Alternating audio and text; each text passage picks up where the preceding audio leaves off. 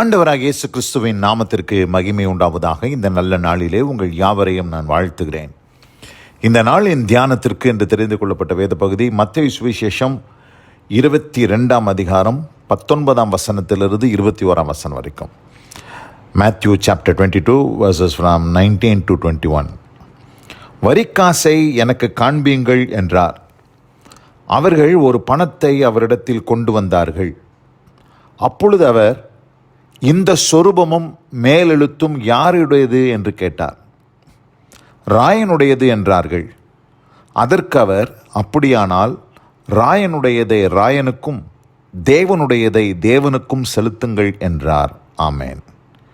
பிரியமானவர்களே, நாம் வாசிக்க கேட்டதான இந்த வார்த்தைகள் இங்கே நாம் பார்க்கும்போது இயேசுவானவரை அவருடைய பேச்சிலே அகப்படுத்தும்படி அங்கே என்ன நடக்கிறது? 15 வசனத்திலிருந்து வாசிக்கிறேன். அப்பொழுது பரிசேயர் போய் பேச்சிலே அவரை அகப்படுத்தும்படி யோசனை பண்ணி தங்கள் சீஷரையும் ஏரோதியரையும் அவரிடத்தில் அனுப்பினார்கள். அவர்கள் வந்து, போதகரே, நீர் சத்தியமுள்ளவர் என்றும் தேவனுடைய மார்க்கத்தை சத்தியமாய் போதிக்கிறவர் என்றும் நீர் முகதாட்சியம் இல்லாதவராகையால் எவனை குறித்தும் உமக்கு கவலை இல்லை என்றும் அறிந்திருக்கிறோம். ஆதலால் உமக்கு எப்படி தோன்றுகிறது? ராயனுக்கு வரி கொடுக்கிறது நியாயமோ அல்லவோ? அதை எங்களுக்கு சொல்லும் என்று கேட்டார்கள்.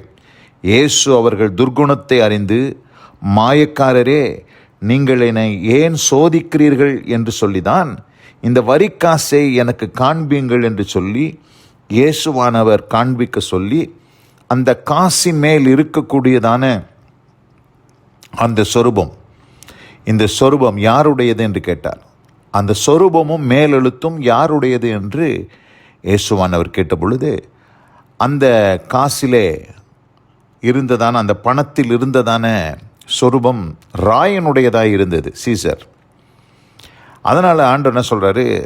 இந்த காசில் பதிக்கப்பட்ட இந்த சொரூபம் ராயனுடையதாக இருப்பதினால் ராயனுடையதை ராயனுக்கு செலுத்துங்கள் என்று சொல்லிட்டார்.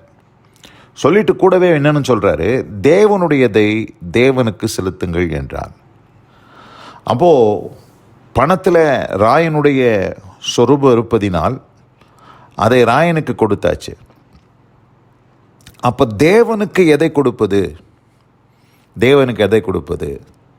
ஆண்டவருக்கு போய் தங்கத்தை கொடுக்குறேன், நான் வெள்ளியை கொடுக்குறேன், பணத்தை கொடுக்குறேன், நான் ஆட்டுக்குட்டியை கொடுக்குறேன், நான் அதை கொடுக்குறேன், இதை கொடுக்குறேன்னு சொல்கிறதுல எந்த பிரயோஜனம் இல்லை. ஆண்டவர் அப்படிப்பட்டவைகளின் மேல் பிரியமாய் இல்லை. அப்படிப்பட்ட பலிகளின் மேல் ஆண்டவர் பிரியமாய் இல்லை என்பதை நாம் ரொம்ப தெளிவாக பார்க்கிறோம்.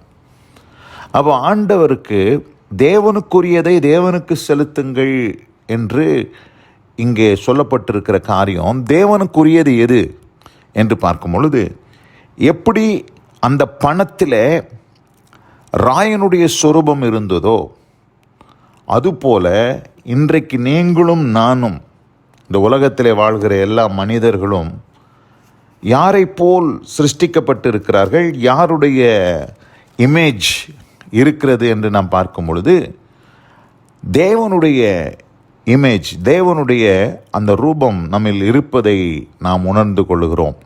வேத வசனம் சொல்லுகிறது, ஆதியாகமத்தின் புஸ்தகம் 1 அதிகாரம் 26 வசனம், பின்பு தேவன் நமது சாயலாகவும் நமது ரூபத்தின் படியையும் மனுஷனை உண்டாக்குவோமாக என்று இங்கே போடப்பட்டிருக்கு. அப்போ ஆண்டவர் மனுஷனை தமது சாயலாகவும் அவருடைய ரூபத்தின்படியையும் ஆண்டவர் மனுஷனை சிருஷ்டித்தார். ஒருவேளை தேவ சாயல் அவன் இழந்திருந்தாலும் அவருடைய ரூபத்தின்படி மனிதன் சிருஷ்டிக்கப்பட்டிருக்கிறபடினாலே, நாம் எப்படி அந்த பணத்தில் ஆண்டவர் சொன்னார், காசை காட்டுங்கன்னு கேட்டார். அந்த காசில் ராயனுடைய ரூபம் அதில் இருந்தது. அதுபோல் இன்றைக்கு நம்மீது யாருடைய சாயல், யாருடைய இமேஜ் இருக்கிறது என்று நாம் பார்க்கும்போது, காட்ஸ் இமேஜ். நம்மீது ஆண்டவருடைய ரூபம் இருப்பதினால், நாம் அவருடைய சாயலாக சிருஷ்டிக்கப்பட்டிருக்கிறபடினால், தேவனுக்குரியது பணமோ பொருளோ பொன்னோ வெள்ளியோ ஆடோ மாடோ அல்ல. ஆண்டவர் அதெல்லாம் கேட்கல.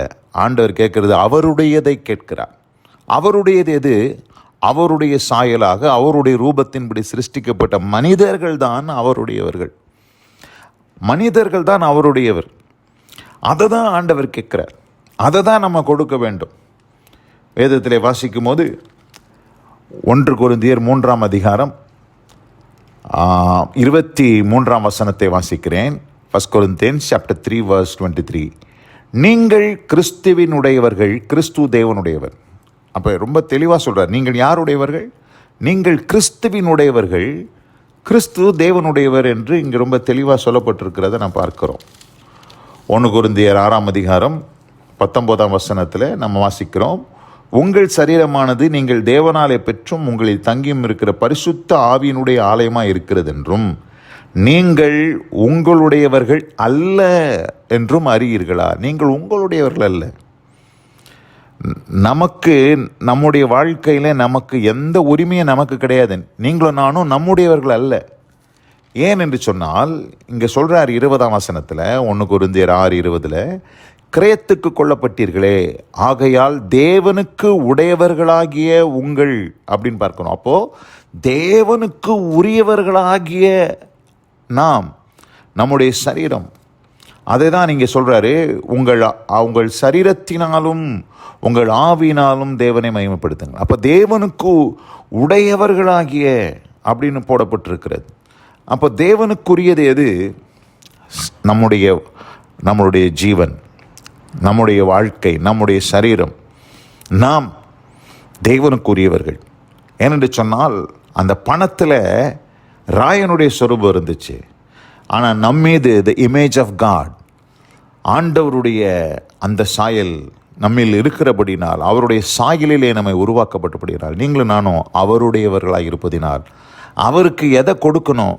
நம்மையே கொடுப்பது தான் ஆண்டவருக்கு உகந்த பலியாக, உகந்த காணிக்கையாக இருக்கும் என்பதை நாம் இந்த வார்த்தைகளின் மூலமாக புரிந்து கொண்டு ஆண்டவருக்கு நம்மை நாமே அர்ப்பணிப்போம்.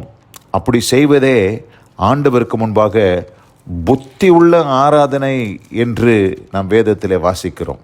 ரோமர் 12ஆம் அதிகாரம் அதில் 1ஆம் வசனத்தை நான் வாசிக்கிறேன். அப்படி இருக்க சகோதரரே, நீங்கள் உங்கள் சரீரங்களை பரிசுத்தமும் தேவனுக்கு பிரியமுமான ஜீவபலியாக ஒப்பு கொடுக்க வேண்டும் என்று தேவனுடைய இரக்கங்களை முன்னிட்டு உங்களை வேண்டிக் கொள்கிறேன். இதுவே நீங்கள் செய்யத்தக்க புத்தி உள்ள ஆராதனை. இதுவே பார்த்திங்கன்னா புத்தி உள்ள ஆராதனை. நம்மையே ஆண்டவருக்கு ஒப்பு கொடுப்பது தான் ஆண்டவருக்கு பிரியமான ஆராதனை. இந்த அருமையான இந்த நல்ல நாளிலே ராயனுக்குரியதை ராயனுக்கும், தேவனுக்குரியதை தேவனுக்கும் நாம் செலுத்த கர்த்தர் நமக்கு கிருபை செய்வாராக. இந்த வார்த்தையில் கேட்ட உங்கள் ஒவ்வொருவரையும் கர்த்தர் தாமே ஆசீர்வதித்து காப்பாராக. God bless you all. Amen, amen. நாம் ஜெபிப்போம். எங்கள் அதிகமாய் நேசிக்கிற எங்கள் அன்பின் பரலோக பிதாவே, நாங்கள் தியானி கேட்ட இந்த வார்த்தையின்படி ராயனுக்குரியதை ராயனுக்கு நாங்கள் செலுத்தி, தேவனுக்குரியவைகளை நாங்கள் தேவனுக்கு செலுத்தும்படியாய் இந்த நாளிலே ஆண்டவரே நாங்கள் உம்மை நோக்கி பார்க்கிறோம். எங்களையே நாங்கள் உமக்கு அர்ப்பணிக்கிறோம். ஆண்டவரே, எங்களுடையதை அல்ல, எங்களையே நாங்கள் உமக்கென்று அர்ப்பணிக்கிறோம். நீர் ஏற்றுக்கொள்ளும். அது உமக்கு முன்பாக பிரியமான பலியாய் காணப்படட்டும். கிருபையின் கரத்தில் தாழ்த்துகிறேன். வசனம் கேட்ட பிள்ளைகள் ஒவ்வொருத்தருக்கும் அப்படிப்பட்ட அனுபவத்தை தாரும். இயேசு கிறிஸ்துவின் வல்ல நாமத்தில் பிதாவே, ஆமென், ஆமென்.